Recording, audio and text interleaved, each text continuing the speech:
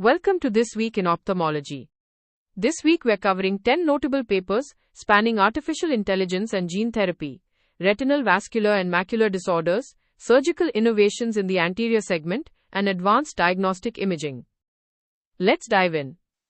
Artificial intelligence and gene therapies are increasingly shaping the management of complex inherited and degenerative retinal diseases. In a multicenter randomized trial, Gia and colleagues evaluated Retina 4 IRD, an artificial intelligence-based clinical decision support system designed to predict 17 genotype categories from retinal images using a vision transformer model. In testing involving 295 participants with suspected inherited retinal diseases, the top 5 genetic accuracy was significantly higher in the AI-assisted specialist arm at 88.5% compared to 67.3% in the specialist-only arm, with corresponding downstream management scores also favoring AI assistance.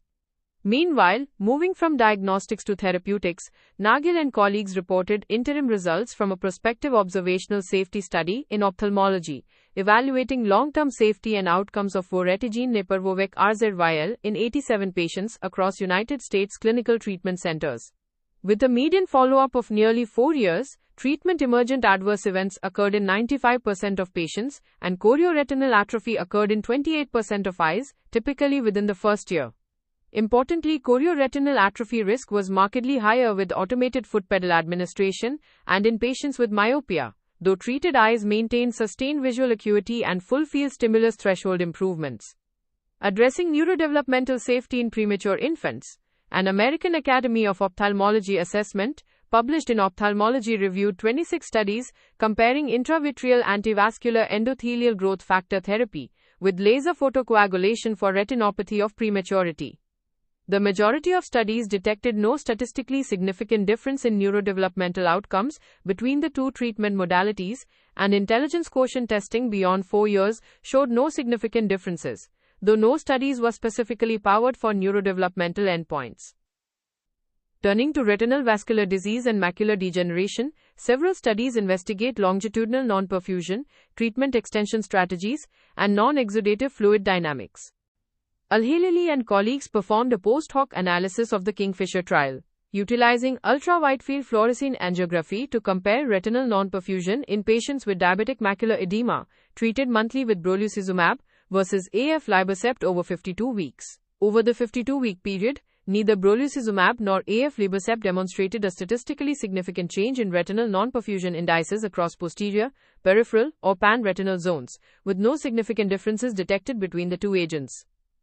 In a multicenter randomized trial, Michelich and investigators assessed whether high-need neovascular, age-related macular degeneration eyes requiring AF libercept every 3 to 5 weeks could successfully extend treatment intervals when switched to faricimab. During the comparator-controlled period, significantly more faricimab-treated eyes achieved successful interval extensions of at least 2 weeks compared to AF libercept-treated eyes, and switching uncontrolled eyes to faricimab significantly reduced central subfield thickness. Expanding our understanding of imaging artifacts, Vienjumo and colleagues published a comprehensive review in the Survey of Ophthalmology, detailing non-exudative retinal fluid in age-related macular degeneration. The authors emphasized that intraretinal and subretinal fluid can arise from non-neovascular mechanisms, such as degenerative processes, mechanical traction, or retinal pigment epithelium pump failure over drusen, signaling advanced tissue stress and increased risk of geographic atrophy, rather than neovascular exudation requiring antivascular endothelial growth factor therapy. Anterior segment innovations offer promising lens-preserving options and tissue-engineered constructs for challenging ocular surface disorders. Ogino and colleagues evaluated cultured human corneal endothelial cell injection therapy in phakic eyes with bullous keratopathy in a multi-center retrospective case series.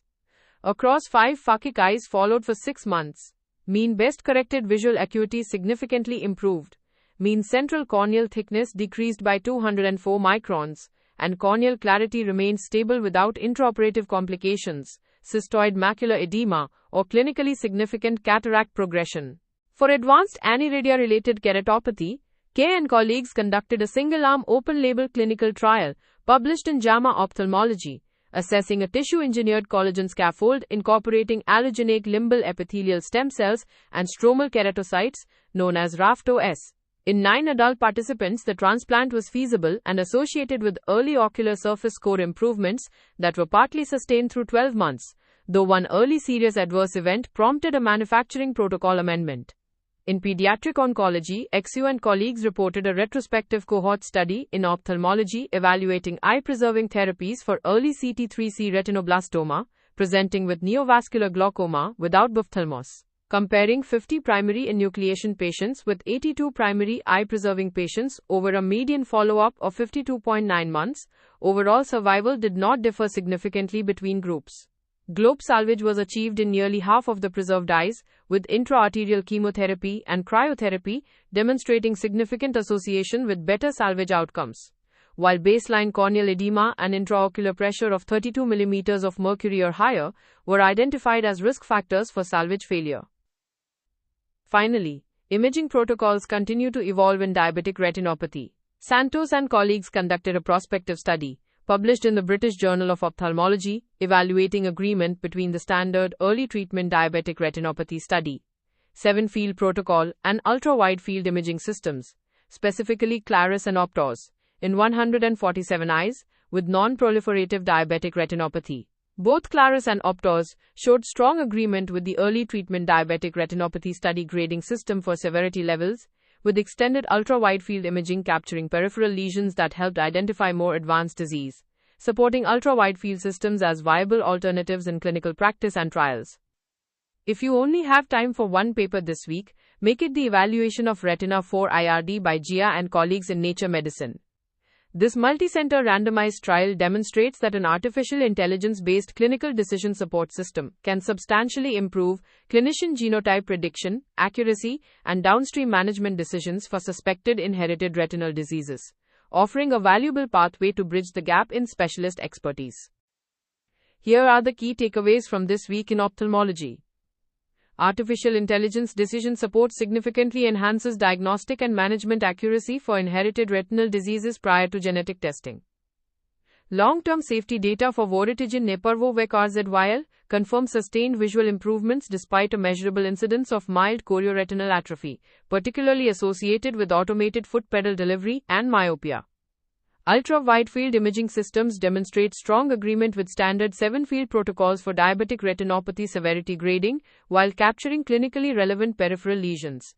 Cultured human corneal endothelial cell injection therapy and tissue-engineered corneal scaffolds show encouraging short-term safety and efficacy for bullous keratopathy and advanced aniridia-related keratopathy.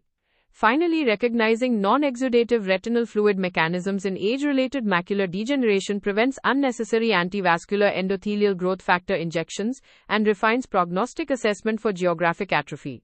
That's your roundup for this week in ophthalmology. The full transcript and references are available on the episode page in your Audio Scholar library. This is an AI-curated summary. For clinical decisions, always consult primary sources and current guidelines. See you next week. If this weekly briefing is useful, follow the show in your podcast app so new episodes arrive automatically. And for audio briefings on your own clinical questions and papers, visit audioscholar.cc. This is an automated summary generated by artificial intelligence, which can make mistakes. Always review the original source materials.